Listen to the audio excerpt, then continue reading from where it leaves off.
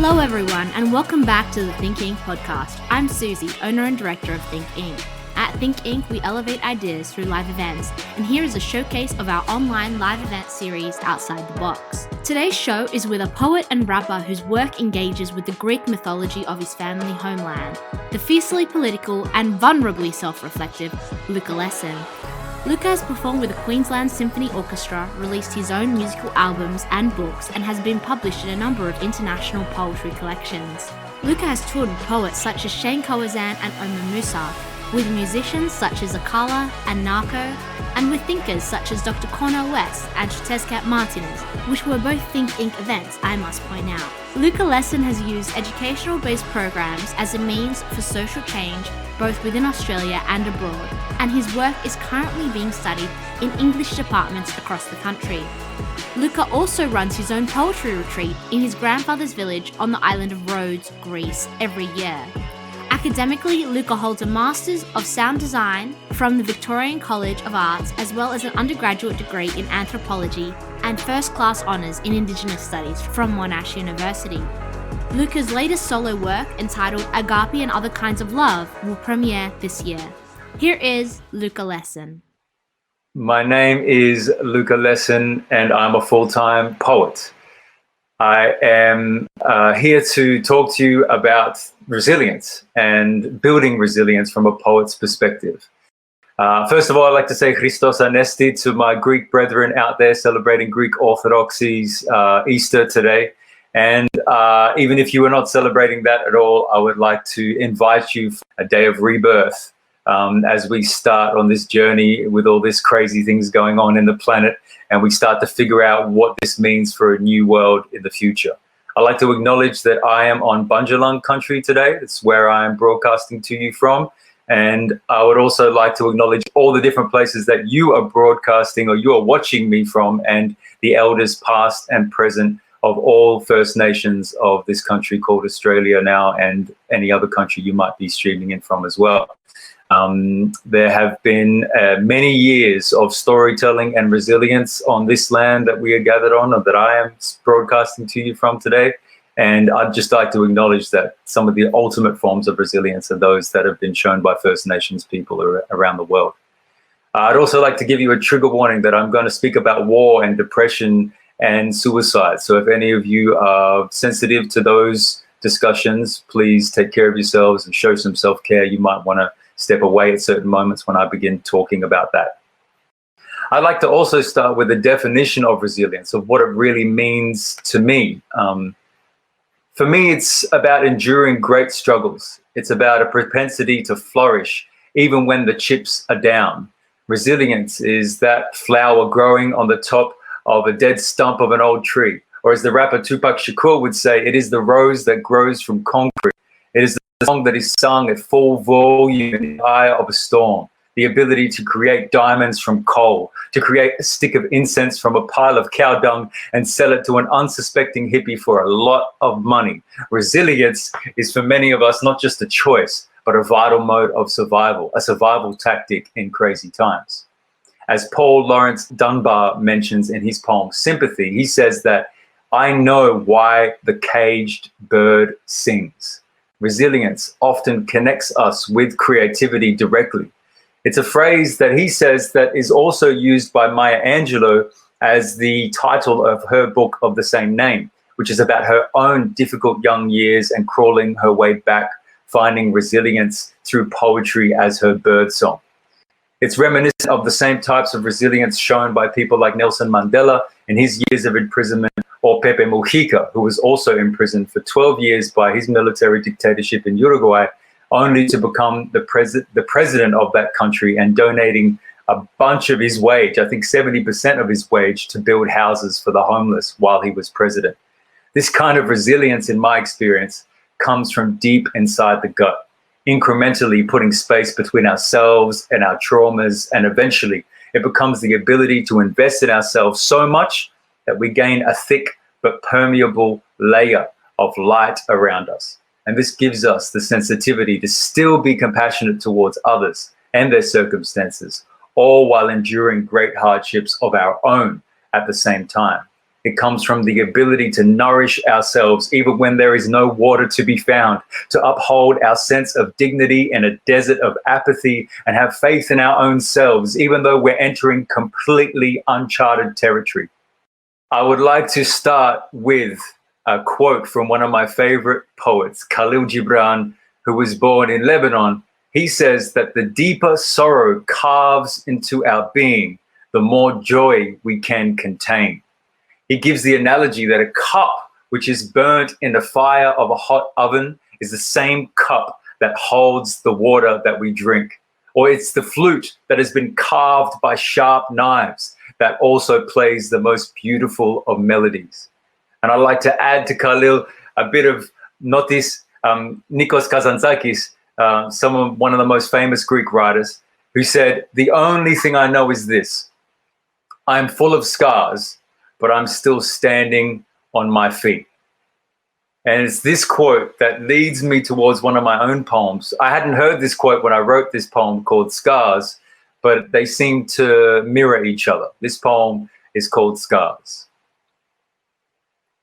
In the city, scars fall upon us without warning, through debilitating accidents, acrimonious attacks, and love. And to feel better in the morning, we are reborn through self-hate and an impossible escape to another love. Left screaming at the gods for inventing pain, we continue sharpening our blades but blaming ourselves and that love. But I believe that we are blessed with the inner reflexes for initiation, to gain scars. I believe we are called to be torn and shattered and graced with razors. The brain is a muscle and muscles must be damaged to grow strong. That which does not kill me, we've known the old adage for so long, so scar. But rip your wounds so open wide, you walk as if inside out, so your heart sits on top of your rib cage, proud, and is no longer just worn on one of your sleeves every now and then. Kid me with your kidneys, become known as a liver. Wear your guts like a scarf so you're never known to shiver. Deliver your soul so you don't need to speak. You just draw diagrams with your diaphragm and lungs so your stance handsomely lands upon the tips of their tongue. Scar. Get your guilt amputated. Precious pretenses surgically removed. Jealousy scalped so your intentions, true intentions, shine and protrude. Prove your intelligence with your skeleton. A bone through the nose so they know that what you know lives in your bones and it shows. Use your own skin to make a drum to beat. Your hair, the strings on mandolins to make it strum and sing of your scar until you're covered in scratches. Till the scratches get so dense that you're covered in patterns. Then scratch at the patterns till there's no space in between. Till you're so covered in scars that it looks like you're clean. Then scar your pages with your stationery. But don't you dare stay stationary. Move. Leave track marks on every page you choose to lay your scars. I wrote that poem when I was in a pretty difficult place. And I realized quite soon afterwards that resilience isn't so sustainable when it's forcibly or violently pushing up against something. It's also not about trying to build such a thick skin that we become apathetic, ignorant, or even hateful towards other people or the world for what it has done to us. It also tends to destroy us if it involves buying into victimhood as a badge of honor and perpetuating our own personal dramas. At least for me, and I can only speak for myself, this type of resilience doesn't really facilitate my strengthening. It might help me survive a trauma in a moment, but it also helps me to burn out quickly. And for resilience, for it to really work for me, I've found that it must be more sustainable. The resilience that I'm talking about is the kind that wrote blues music or rembetica, or flamenco, the kind that led the Cubans to dance the first salsa, the kind that allows an artist to draw from their deepest sense of self and deliver us a song that can make millions of people feel that little bit better about their situations, learning to celebrate in the midst of a storm. And again, that reminds me of another song that I wrote with a great artist from the States, Narco from Narco and Medicine for the People. We wrote a song called Celebrate the Storm, and I'll just give you one of those verses. This is for my people who celebrate the storms, cross borders and ignore whenever they are warned. This is for the people who climb up the mountains, never caught lounging, who light up their lanterns. This is for the people who have fought and won, for the fallen ones, and for those who have just begun. This is for journeys, pilgrims on the path, forgetting the past, finding diamonds in the dark. This is for the kids who can't even write a sentence, but police still try to get sentenced. This is for the poets and the writers, those that inspire us, warriors of the mind, fighting between the lines. And this is for those who know the truth in their hearts and believe it even when the world tears it apart. This is for the migrants who come in on the tides, the stars that advise them to leave their lives behind them. This is for the citizens, First Nations, Indigenous. Our respect for you should be limitless. This is for the critics who said, I shouldn't dream. I know you only hate me because you know in yourself you can't believe. This is for the party people, Friday night relief. For the DJs who play it loud just to bring us peace. This is for the people who dance to this rhythm just to get the energy to fight the system, So now that we've defined exactly what kind of resilience I'm talking about, let's start back at the beginning. I myself was born in Brisbane, a son and grandson of migrants. And from a very early age, I began to learn what racism feels like. When I was in primary school and high school, Pauline Hanson started raising her head and becoming a fixture of Australian politics. It was a difficult time for me. I got into many fights. Some of you might know a poem of mine called Antidote, where I talk about breaking someone's nose. That was one of those fights that was instigated by Pauline Hanson and her racism. And us as children are just imitating exactly what she was about and the counter arguments to her. I also lost a dear friend of mine named Omar. His death started to show me how resilience really works. After he passed away, me and my friends would always start to shake hands or hug each other when we saw each other or said goodbye. It was the first beginning of me starting to write things on blank pages that would help me to survive. I wrote a diary to my friend for many nights after he passed away. I also started getting interested in politics and hip hop. And of course, Tupac and his contemporaries taught me about what resilience is. And it would be remiss for me to say that hip hop was not a huge part of me learning about what resilience can do. I also had many injuries. I broke my arm twice. I dislocated my knee twice. I broke my ankle. And in my later years, I had a very heavy breakup, which led to a deep depression. And I started getting chronic headaches. I started having a headache every single day. And I've had some kind of head pain almost every single day ever since. I went downhill quickly. I started spiraling down to a very dark place. And at that very dark place, I started having suicidal thoughts. And those suicidal thoughts brought me to point zero. And this poem is about that moment of choosing to stick around. It's called Bones. There are 206 bones in my body, and mine are just like yours. But I'll be white ochre if I want to. I'll be bleached by sun and soaked by sand if I want to. I'll be eaten and reclaimed, decomposed and desired if I want to.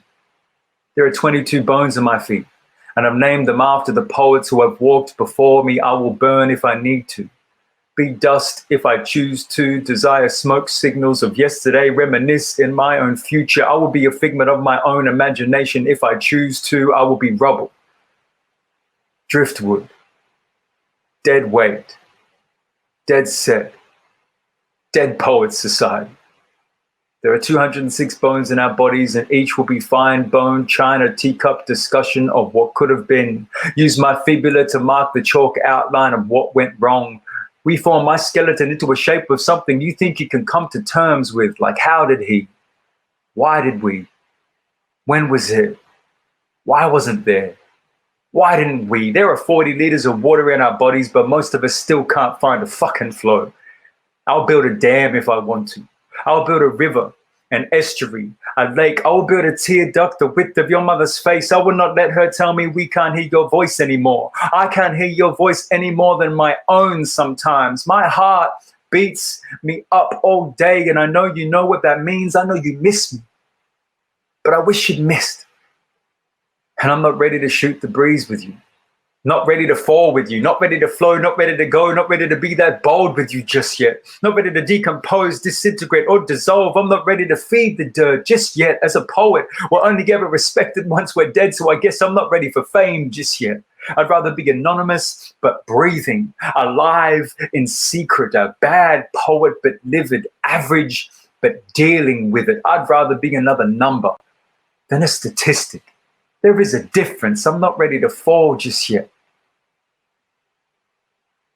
There are 1,000 miles of veins in our bodies, and I've given each vein a name. So when I'm gone, you still can't use my name in vain.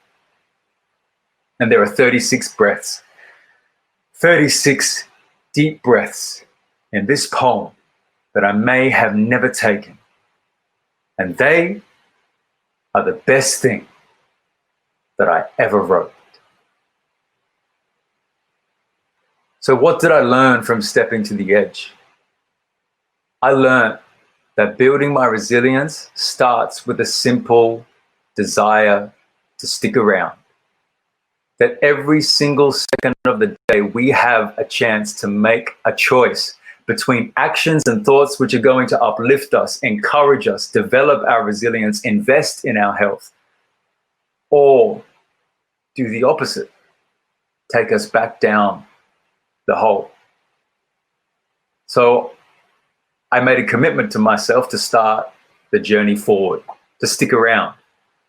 I went to every healer and expert, every snake oil salesman and expensive surgeon, every neurosurgeon, physiotherapist, acupuncturist, ear, nose, and throat specialist, 5 different GPs, kinesiologists. I took antidepressants for a week and felt completely numb. Didn't work for me. Might work for other people, and that's okay. But I did everything that I thought was right. I did everything that you could imagine and more. And eventually, I realized that I couldn't just put my life on hold waiting to be cured before following my dreams.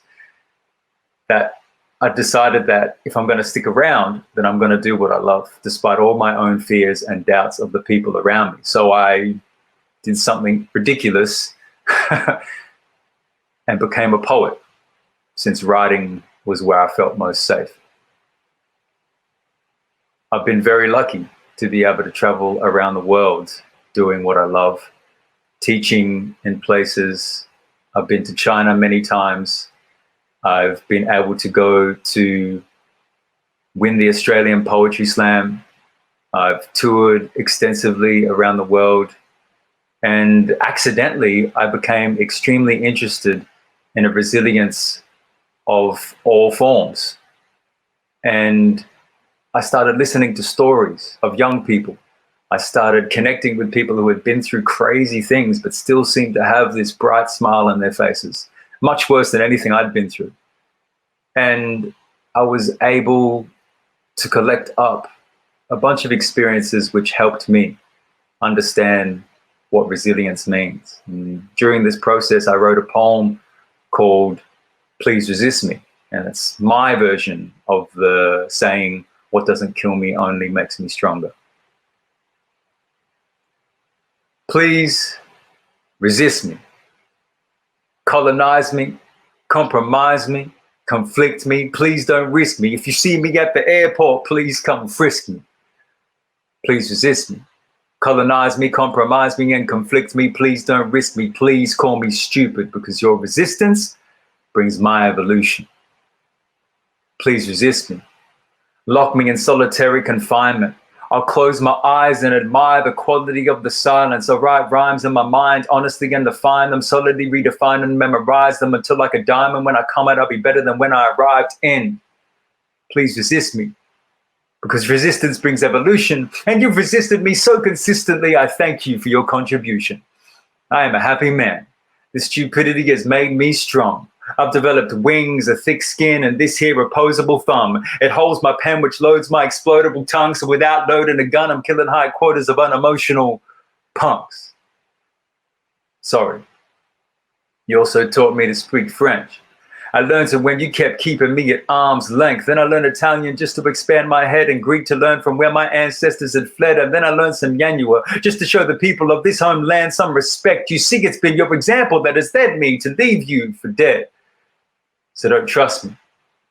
I'm risky, insurmountable, unaccountable. I'm an undeniable, unreliable, maniacal liability. I fire soliloquies, and my liturgies literally leave a literary litany. You see, when I was little, they told me I was illegitimate, illiterate, and limited. Little did they know that in a minute I'd be killing it. I'm vivid like in cinnamon, so my synonym is vividness. I stick it like I'm cinnamon and kill it like a militant. I live it like a citizen. You live life like imprisonment. Besides, indigenous immigrant might be the most legitimate of citizens, so it's better to live a life like us.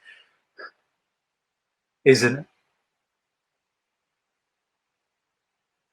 That poem has become a bit of a symbol for what it is that I do and believe in. And anytime an obstacle came into my way, I would look at it straight in the eye and say, please resist me. I'm ready. It's only going to make me stronger. But what did I learn? I also learned that defending my position is not enough to develop a full form of resilience. But I also have to fill up what I was talking about before, this pool of resources with things like my own culture or language, different forms of healing or growth, my own mental health, different types of tenacity. So I returned to a little piece of Greece up in Upper Mount Gravatt, my grandmother's house, my yaya's house, to learn from my elders. And I quickly realized that I wouldn't be here if it wasn't for the resilience of my ancestors. And that in fact, none of us would be here if resilience wasn't already embedded in our DNA. From all the things that we've already been through. And for Greek people with Greek ancestry, this means surviving 400 years of Ottoman occupation. And during that occupation, many children being stolen by Ottoman troops and forced to join the Ottoman army and come back and fight against their own people. Attempts at genocide, 500,000 Greeks were killed alongside Armenians and Assyrians of even greater number, plus the Nazi invasion of Greece. And when it comes to my own grandmother, the Nazi troops came to the different villages where she was from. And in one of those villages, they lined up all the men in the village that were not Jews, that were just local Greeks, and that were all massacred. 500 men were killed that day. It's called the Massacre of Calabria. And the women and children were locked in a hall, and that hall was set on fire. And luckily, they escaped, but they escaped to find all of the men of the town passed away and the village on fire. And similarly, in my grandmother's own village where she was living, they also lined up the men in that village, and they were ready to also execute them. And on the way to that place where they were going to execute them, my grandmother's brother ran and decided to try and escape, and the Nazi troops shot him and killed him as he was trying to escape. And eventually they didn't kill everybody in the town. They didn't execute all of the men, and he was the only man that died. And my grandmother and him were very close. She has all the reasons in the world to be a hateful human being. And yet what she taught me the most is how funny she can be, and how comedy is actually a great form of resilience, an incredibly important form of resilience. And you can see in that photo before, she was the one riding that motorcycle with my mum in the sidecar. And she had that sense of resilience. This poem is for her. My grandmother grew up between two wars in Greece. She lost her brother, Christo, to the Germans and named my mother, Christina, after him. Rare for a Greek woman. She had a divorce at 50 and has lived for 30 years with his photos still in the spare room. She's a green thumb. She drinks cordial from her own mandarins, drinks tea from her own chamomile bush, and picks tomatoes whenever I say to her, yeah, I feel like a salata. She hardly went to school. But one day, when discussing all the time that I've spent studying at university and admiring all 3 different types of basil she has growing in her garden, she says to us, Luka, eat 2 leaves basil every day. Good for the blood, good for the brain. They don't teach you that university. When my brother Elias says to her, Yaya, you really know a lot. You're really smart. She always replies, yes, Elia, I'm very education. So one day I decided to ask my grandmother about racism and whether it's okay for Greeks to still hate the Turks for what they did to us in the past. And she says, racism? No. Just because some people naughty doesn't mean you throw the rest in the rubbish. Her name is Katarina Batunas, but her maiden name is Sarandavra. And Sarandavra literally means 40 eggs. And as the story goes, one of my great-grandfathers was bet by another villager to see if he can eat an omelet made entirely with 40 eggs without getting sick. And anyone who knows my appetite will know I'm very proud to say he won that bet. And so the nickname, Mr. 40 Eggs, Sarandavra, then got turned into the family name and was passed down the generations to my yaya. And today, it's her birthday. So I say what we always do. Naikatostisis yaya. May you live to 100. But she's 83, so instead of thanking me, she says, 100? God me, no thank you. Maybe a couple more years, then I go to sleep. Where are you going to go to sleep, yaya? In the cemetery. I already buy a little house there. I don't afraid. Until then, she keeps stopping us from doing the dishes every time she cooks us a meal. She'll keep calling me to see if I'm too cold when I'm visiting Melbourne. She'll keep trying to slip me a $50 note every time I visit. And she'll keep telling me, Luka, eat 2 leaves basil every day. Good for the blood, good for the brain. They don't teach you that at university. So my grandmother taught me so much about laughing at ourselves, about laughing at the world, about keeping the simple things important in our lives, keeping them at the center so that we can remember what it is that keeps us alive, really. What are the most important things in our lives? She would always ask, are you happy? Are you healthy? Health is number one. It was at this point where I discovered that I was diagnosed as what's called an undermethylator. For those who don't know what methylation is, it's a process where minerals and nutrients are converted into serotonin or dopamine.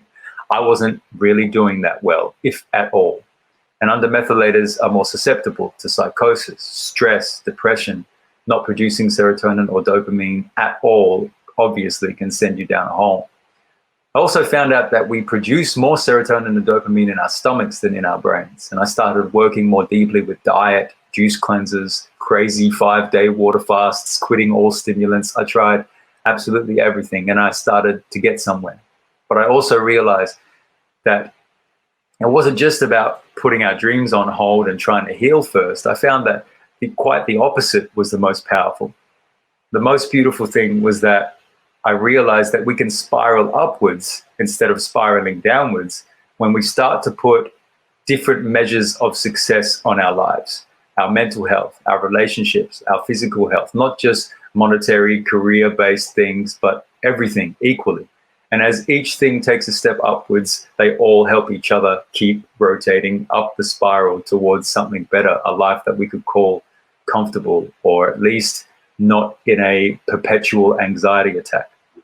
That's when I also started learning about my history, listening to stories and connecting with cousins upon cousins upon cousins of family in Greece. And I learned about a family member called Magdalini Haralambu, my great-grandmother, my grandfather's mother. She was born in 1883.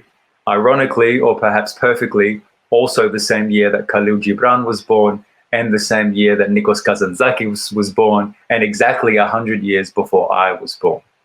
She was the midwife of the village of Monolithos in Rhodes. They had no running water, no electricity. They lived very, very difficult, tough lives. She lost her husband and her only son to the magnetism of immigration. They left her in the village to raise her 3 daughters by herself and migrated to Australia to find a better way of life, with the idea of returning or sending money home. Unfortunately, her husband, my great-grandfather, never returned to Australia. And my grandfather did, but only after many decades. And even now, when I return to the village and I meet someone that's, say, in their 70s or late 60s, they will also tell me that my great-grandmother delivered them. And so that is an indicator that she was delivering babies until she was about 80, 85 years old, and just before she passed away. And so her resilience lives on so deeply and so powerfully in the village that when people ask me who I am, I say to them that I'm the great-grandson of Mummy, which is literally, she's referenced as the mother or the matriarch of the village, and her reputation still shines on me. Imagine your reputation for resilience is so strong that your great-grandson still gets some secondhand shine when he turns up in the village and says your name. And so she has taught me the transformative nature of resilience can eventually lead us to a point that we give back all that good energy and resource that we've built to overcome our struggles to the communities within which we live. My great-grandmother taught me how to contribute to a more resilient society simply by offering her skills to people who needed it. It doesn't seem like activism, but what could be more impactful to a community than literally delivering healthy human beings into the world for their mothers and continuing that legacy of survival for their descendants? This poem is called Athena. Athena, the goddess my ancestors once worshipped, still sits perched upon the columns of the Acropolis, make no mistake. The circling bird that would sit on Socrates' shoulder, whisper into the ear of Pythagoras, and who wiped the tears from my great-great-great-great-grandmother's face.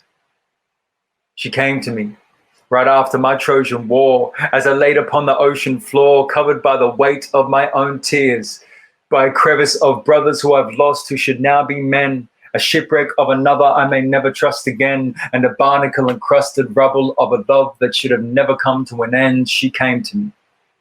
She loomed as large as my own pain, spread her wings to be the size of my own faith, and motioned me to take from her that which would now be used to inscribe my own name. She closed her eyes as I grasped the feather and hardly quivered as I ripped the quill from her chest. "Take it," she said. And as I did, I saw the millions of ships that she'd witnessed, thick with my fellow countrymen, soldiers, pirates, all writing notes home to their wives on lines of papyrus. I saw Homer writing the Iliad and Odyssey, Prophetess Elias writing love letters to Medea, Achillea reading scrolls to the minions, and Plato just taking a note before he voiced an opinion. I saw them all. And at that moment, Apollo stood forth, took the quill from my hand, took the black sticky ink from the most ancient squid and filled it and said, "Luka, write with this ink, and may it come to your defense as it has for this old squid against every fisherman who has ever lived, as it has for every anarchist, freedom fighter, and activist. They'll tell you actions speak louder than words until your words make people act like this." And at that moment, King Constantino stood forth and sang, "Christos anesti ek nekron, thanaton patisas ke disentis ni mazi zoi Carisameno." Lucas Haralambos, he said, your name means light, joy, illuminated. Your first name is the same name as the first saint who painted the first icons that line our churches and are worshipped every day. You shall not be afraid. And at that moment, the ocean began to fall. The waves crashing above me began to look like clouds again, and I began to feel something like proud again. All of my ancestors stood forth and said to me, "Luka, write with this quill, so that when your great, great, great, great, great-granddaughter is in pain and needs to be free, will you then come and stand with us so we all can give her exactly what she needs? May our air in your lungs speak new words with your tongue. Sikopano, stand up, son. You have only just begun. So this conversation then led me towards a deeper look at Greek mythology and one of the longest standing, most powerful and important stories of resilience, that of Odysseus, the main character from Homer's epic, the Odyssey. I've been writing a retelling or a reinterpretation of the Odyssey called Odysseus over the past 5 years with an orchestra and a composer from the Sydney Conservatorium named James Humberstone. It has been an epic journey in itself to get it to the point where we may be looking to premiere it properly next year.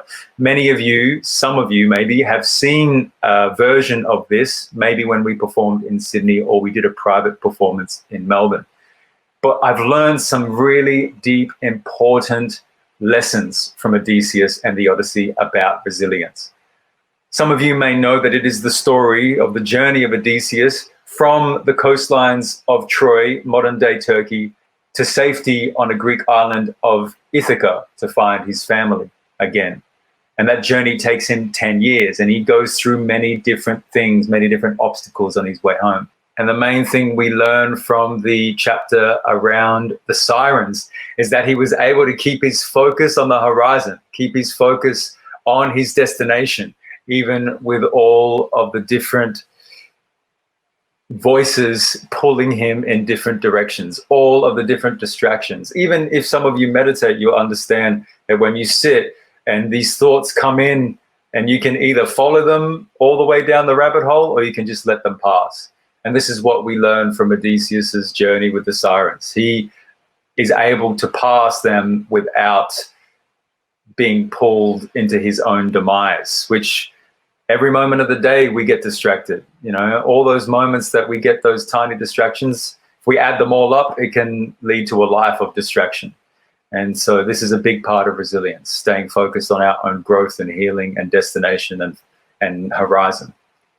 We also learn a lot from his battle with the Cyclops. The Cyclops has one eye in the middle of its forehead, and it eats a number of Odysseus's men. And in that process of eating a number of Odysseus's men, Odysseus has to think up how to overcome. And he overcomes all of that monstrosity by stabbing it in the eye, blinding the Cyclops. And in the process of lulling the Cyclops to sleep and stabbing the Cyclops in the eye, he tells the Cyclops a fake name. He calls himself Odysseus, which means no body. And afterwards, when the Cyclops has been stabbed in the eye and it's screaming and it is telling its father Poseidon that someone has blinded him, Odysseus could have just gotten in his boat and gone home.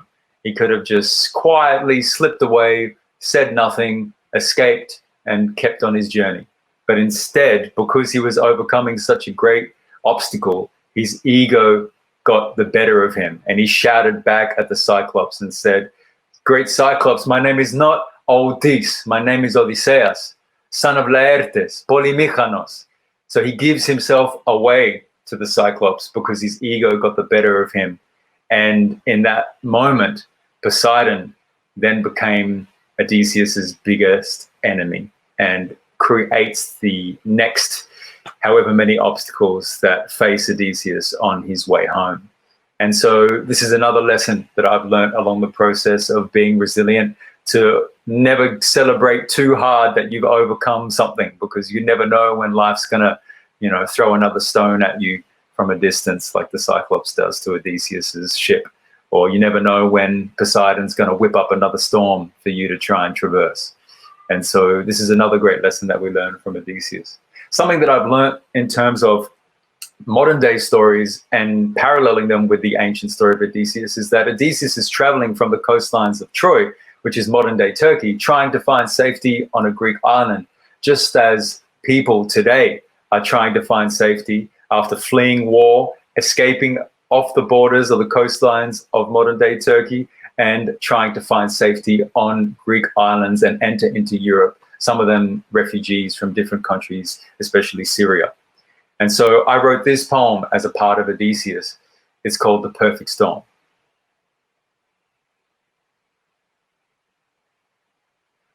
So now from Turkey to Greece, they accomplished the same feat. And it's a new type of boat, but it sinks in the same sea. And it's a new kind of war, but it's the same reason to flee. And it's a new enemy, but it's the same Odyssey. And yet we're calling that a classic. And we're calling this an act, like we can't fathom what is happening till long after the fact. Will it take 3,000 more years for us to see that history just repeats? And it doesn't matter if Odysseus is Muslim or Greek. And will it take more to see we help start all these wars? So we're a part of the cause. We got them caught in the perfect storm.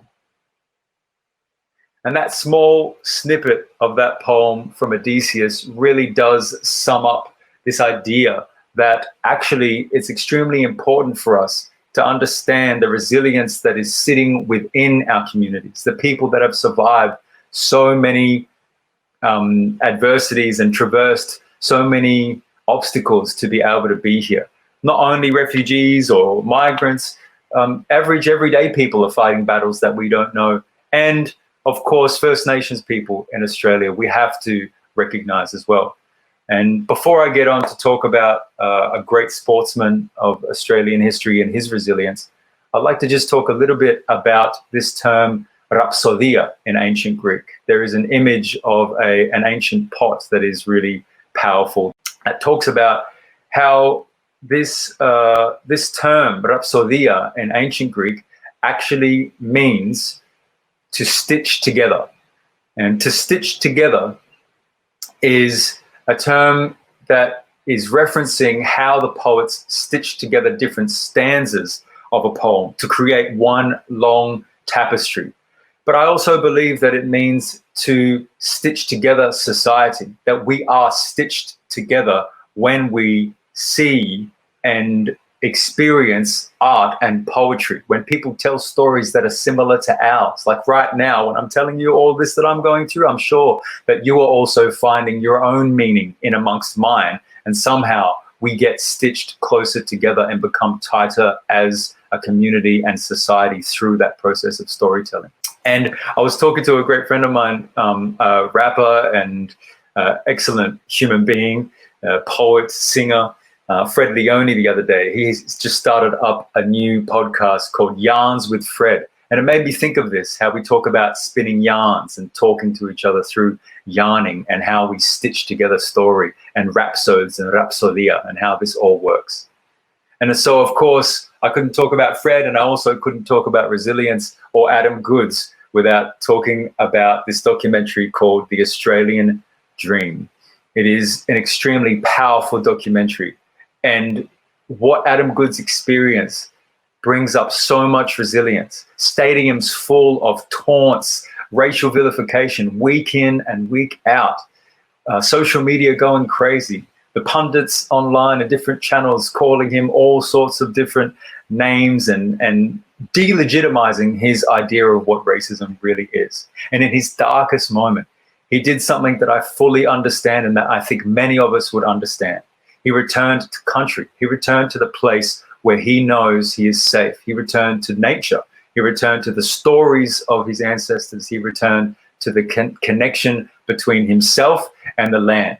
And this is something that we all do in some way, perhaps not as deeply or as intricately as our First Nations people do in their connection to this country. But we all need that connection to land. And we all need to, in some ways, look after our own pockets of land that we may be living on or near, in order to draw that resource of resilience and give ourselves more of that store to be able to face the difficult things in life.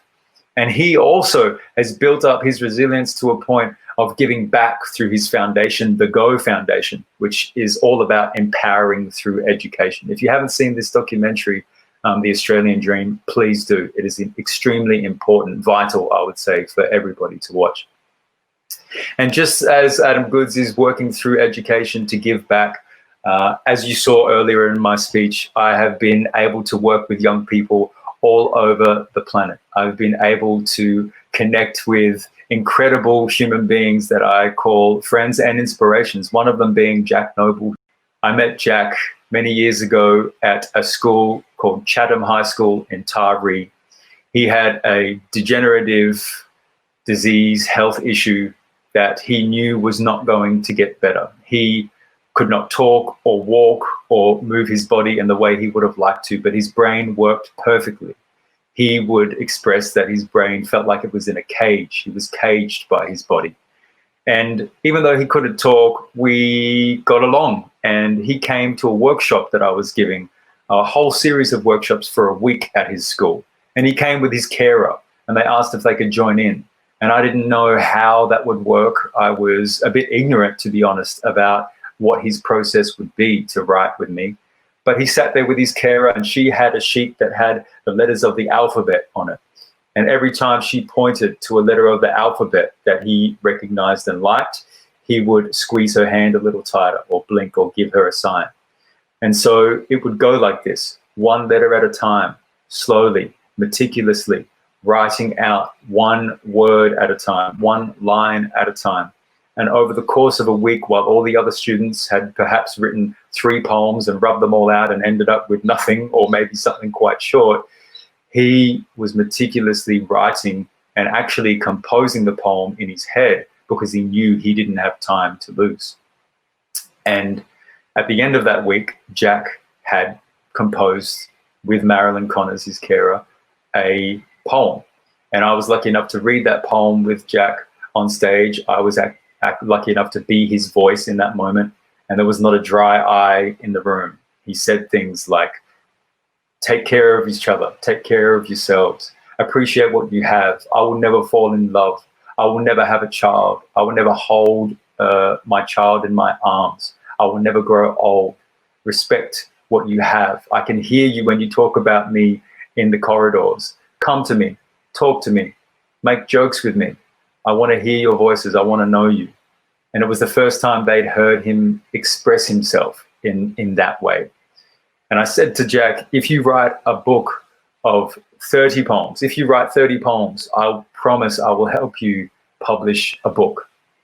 And I didn't know if that was ever going to happen, knowing how difficult it would be for him. And 2 years later, I received a package in the mail, 30 poems by Jack Noble. And we returned to his place, to his school, and a local mob came out and gave him an incredible welcome, and local newspapers and news stations came out with their cameras, and it was a big story for the local community.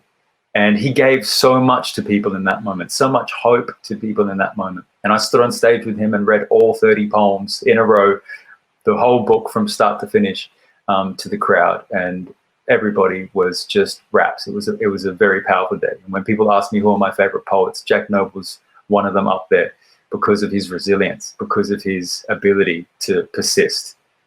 I also had another experience in another school with a student named Michaela.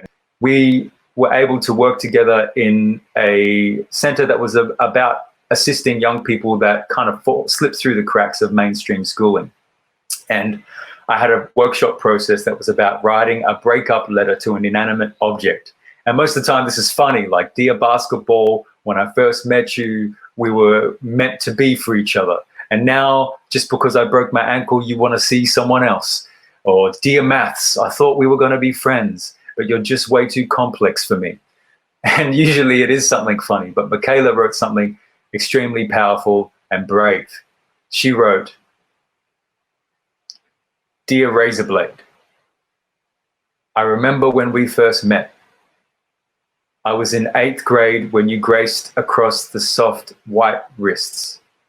You told me how to release my pain in a way no one else could. I couldn't believe that something so small could make so much pain feel so good. I'm writing this to tell you, It's time to take a break for good. You've caused me harm for years now. It needs to end. I'm sorry. You just didn't make the cut to stay in my life. I get shivers now just reading it. And at the time, the room was dead silent. It was one of the most powerful things I've been able to witness. And I'm extremely thankful for that. And in those moments, I've seen young people be able to achieve incredible things. I've seen them change the room, change their teachers' opinions of them. I've seen one boy read a similar type of poem to that one that Michaela did. And the whole class afterwards got up and lined up to hug him one by one. And these are 13 and 14-year-olds. And there is compassion, there is power, there is strength, there is love, there is vulnerability, there is honesty in amongst young people in Australia. But we need to give them the space to do that. And if not, then they end up, like many of us, much older and with a lot of backlog of things that we need to be talking about and dealing with now. But it's not all dark and it's not all heavy. I've seen how that process lifts the heaviness once the issue is named in the room. I've seen how it affects community, whether it's in a school or in a venue like the New Eureka Poets Cafe. I've seen communities become educated on each other when the television or political rhetoric is taken out of the equation of us getting to know each other. We do not need any middleman to hear each other's stories. I realize that my activism really is in helping facilitate these vulnerable and honest moments, to break down barriers of fear between young people and adults, and to slowly, one line at a time, work to strengthen and tighten the fabric of our communities, one workshop, classroom, or performance, or speech at a time. And so now the good news for me is that since I've been spiraling upwards, great things have been able to happen, and I've been able to give back and offer similar experiences to people around the planet. One of them is the Rhodes Poetry Retreat, which is a retreat that I run in that very same village where my great-grandmother was the midwife of the village. I now get to welcome people into that village, into my family, to hang out on ancient sites, to sit on the edge of cliffs and write poems. And it's safe, by the way, there's a ledge under there, I promise. And we are able to create great memories and give people the freedom to write their own stories and create great new narratives for themselves. And in all of this, in all these years since this whole thing started for me, when it comes to considering resilience, I've learnt a few important things. I've learnt that it's important to listen to and understand other people's stories of resilience, to be able to trigger our own resilient DNA, this is why we must defend the arts, why we must keep people writing and performing and back at their desks and back on their stages, because we need these stories to be able to pull from our own DNA to survive difficult times. I've also learned to invest deeply into my own healing, physical, mental, spiritual, cultural, whatever it is, and to change my measures of success,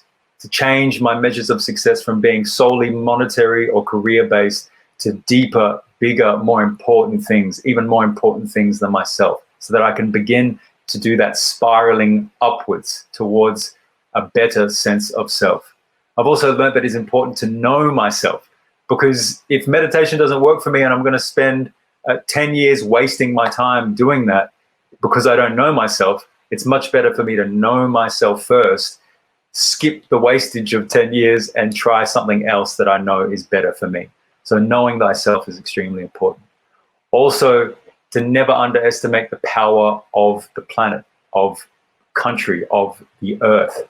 This is possibly the greatest pool of resource that we have, the greatest pool of healing and connection that there is, and something that none of us can escape. We all live within this controlled environment that we must take care of. And in that also, to make sure that once we find our resilience, that our cups spilleth over, that we give back to one another in order to increase the durability and resilience of society at large. Each one, teach one is what hip hop would say about that, to make sure that we pass on these things through being a mentor and also being mentored. And also from my yaya, from me to you, to always keep our sense of humor alive. Do not ever forget that we are just ants living on a big blue and green ball at the end of the day. And yet we can be important players. We can be powerful in that as well. My name is Luka Lesson. This has been Building Resilience, a poet's guide presented by Think Inc. Much love, everybody. Thank you so much for tuning in and sticking with us.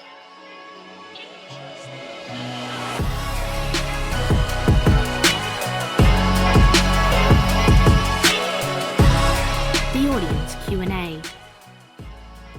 First question from Joshua Donovan. How/where did you first manage to work up the courage to perform spoken word on stage? I first performed a rap a cappella at a poetry slam in Brisbane called Speed Poets on Brunswick Street there. And I have to admit that I cannot lie and say that I was extremely nervous or that I was scared of getting on stages. I'm a weird personality in that sometimes I feel more comfortable on stage than I do off stage in public. So as long as I'm prepared and I've fully memorized something and I've rehearsed it a million times, then I usually don't get nervous. And I wasn't really nervous that day because I knew what I was going to do. But for other people, I understand that that's difficult. And I just say that practicing the heck out of something till you're almost sick of it is the best way to dull the nerves. Awesome. So let's move on to our second question. We heard you spitting some pretty quick poems in there. So from Naomi Blair, how did you learn to speak so fast for your poems? Good question. I actually practice faster than I perform them. So it is almost like running around the oval with bricks in your hands and it's difficult, and then you drop the bricks and it feels easy. I would go even faster. So when I practice, it's like they told me I was illegitimate, illiterate, limited, little than the middle, I'd kill it, a little less. I go so fast that it's ridiculous. So then when I slow it down, I actually feel more comfortable and I can articulate every word. That's awesome advice. Okay, next question. Nick Ingresiani. What practices helped you hone your own voice? I'm finding it hard to step beyond mimicry when I write, perform. Yeah, look, I think there's a lot to be said. A lot of authors and writers will say, consume as much as you can. Watch as many YouTube videos of slam poets. Listen to as many things as possible. Read as many books as possible. And I really do agree with that to a certain extent. But I also think there's not enough is said around the power of cutting out other voices, not listening to other poets, not listening to other rappers, to let your own style creep up on you just by leaving space for it.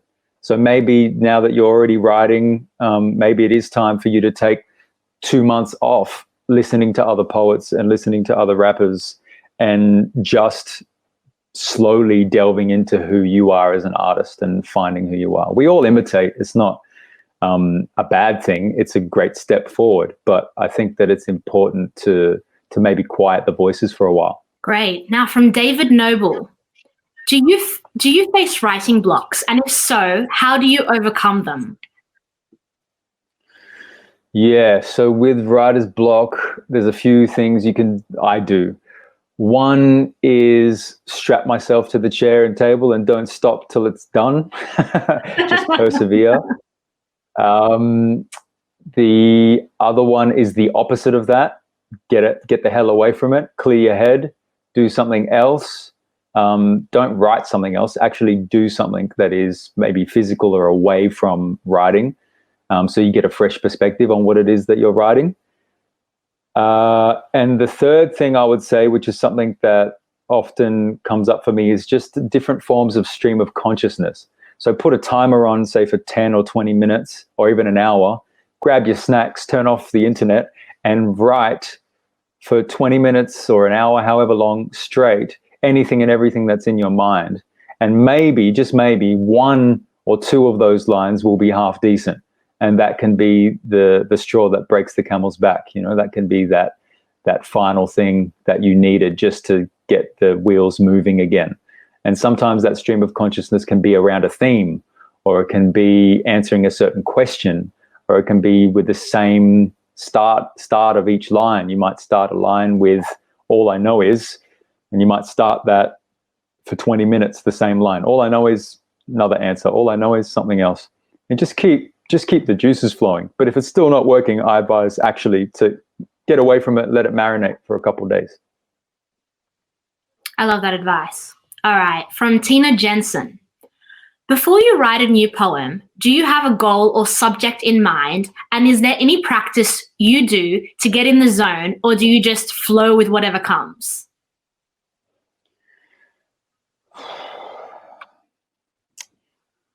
I think there's two types of poems for me. One is the poem that I know what it's going to be. I'm like, I've got an idea for a poem. I think I know the title of the poem already. It's this. And I'm going to go execute that idea that I have. Usually in the process of writing that poem, I discover a lot during the writing of that poem, but still it seems to sit within the same range of what I thought it was going to sit in. And the first thing I do is write the title, and then I finish, I go through the poem and do some research and execute it. The other type of poem is a poem that comes from a subconscious. I just sit down and write, and I write and I write and I write and I write. And in amongst what I've written, there's things that I think are worthy, and I pull them out and I maybe put them in an order, and I fill in the gaps, and I start looking at it, figuring out what it is, and I start refining what I'm trying to say. And then I finish that poem, and the last thing I do is put the title on top. And so they kind of come from two different realms for me, two different processes. To be honest, though, every poem that I've written has a slightly different process. I think it's difficult to ask me, what's your writer's process? I don't really have a single process. I don't have a single thing that I do to get me in the mood. Poems come to me when I don't want them. When I'm in the middle of a meeting, or when I'm in the middle of a performance on stage, and someone, sometimes I can think about other things while performing a poem at the same time. And I'm thinking, that would be a good poem. I should write that when I get home. So it's difficult to say what is my process. But those are the two types of poems that I usually go for. Something that I've intentionally gone out and set out to execute, and other things that I let bubble up. Great.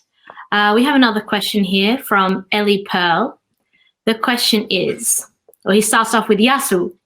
I am just starting to explore poetry and performing. Can you give me any tips about cultivating and staying in flow states that keep me downloading and let my creativity flow? Interesting. It's a difficult one, because if I told you mine, it wouldn't work for you. If I tried to give you that advice, I don't think it would necessarily be me, transfer to other people. Your flow state, or, a lot of people talk about this, perfect medium between the pressure of needing to write something and the ease with which we can flow out and do our writing, may be helped by some structure. So maybe write down the side, or if you're coming to my workshops after this, you can write down the side of your page a bunch of different prompts, and then just fill in the gaps of those prompts. I find that structure actually really helps me with my writing. My new show that I've been working on is called Agape and Other Kinds of Love, and that's structured by talking about the different types of love. So each scene basically is a different type of love, and that helps me. Some people think that that's like some cool thing that I'm trying to do to impress people, but actually I find it way easier to write like that when I've given myself a really strong structure, and that helps me flow within the limits of that structure. So maybe that could help to design your own structure and then stick with it, and also be comfortable to break those rules, but you need the rules to break them. Yeah. Okay, awesome. So last audience question for you, Luka, from Bonnie Taylor. What are some of the poems that mean the most to you? And who are some of the poets who have inspired you? Some of the poems that mean the most to me. That's a huge question. I think that, for instance, I'm going to answer this question the way I perceive the word poetry. So put hip hop and rap in that category as well. So Tupac had a poem or a rap called Brenda's Got a Baby, and that really woke me up when I first heard that. It's about teen pregnancy in the United States in poorer communities. And it really educated me and entertained me. And it was a powerful moment of awakening. It wasn't like I'm going to be a rapper one day or I'm going to be a poet. It was just like, damn, from the start of that rap to the end of that rap, I learned something deeply about that person's community in a story that rhymed with a beat and a chorus, you know? So that hit me, and that was probably one thing that sent me on my journey. And then the whole of the Prophet, Khalil Gibran's The Prophet, was probably another thing that really smacked me on the back of the head and said, this is, you know, important. And it's something that I constantly go back to for reference, even though it's gotten a bit of a not so cool reputation among poets these days. I still think it stands up as a really powerful project. And then I guess the third thing I would throw in there is Homer's work, is the Odyssey. And I know that they're all kind of obvious choices for me, but I see myself as working as in an amalgamation of those three artists or those three bodies of work, like Greek mythology and ancient Greek stuff, hip hop influence, and the kind of romanticism of Khalil Gibran. Somewhere in there, I think I find myself in there. But as a modern day poet, I'll have to say there's friends of mine like Omar Musa and other crew that I just love, rappers that I love. Shout out to El Fresh, shout out to, you know, all of that crew. But also there's a poet from the UK named Raymond Antrobus, who has a really incredible poem, a really incredible book called The Perseverance, which is really powerful as well. I think that's about kind of a good spectrum. Absolutely. So Luka, what's next for you? What are you working on at the moment, and what's coming up next in your life? Oh, well, I just kicked off a Patreon page for artists or for people that could help me on my journey of becoming an artist that stays at home since I got fired 87,000 times in the past 2 months. So I've started a Patreon page, and I'm bringing value to my audience by starting a new series of conversations. Possibly it is a podcast. We're working towards that. Called The Future Ancients, named after my first book and general way of life. So I've been blessed with meeting incredible people around the world, some of them people that I mentioned today.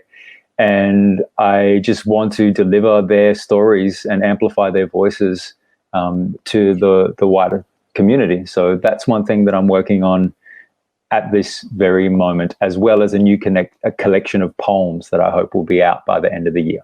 Fantastic. Well, I hope you know that you're greatly appreciated, and it's an absolute honor to host you on the Thinking platform today.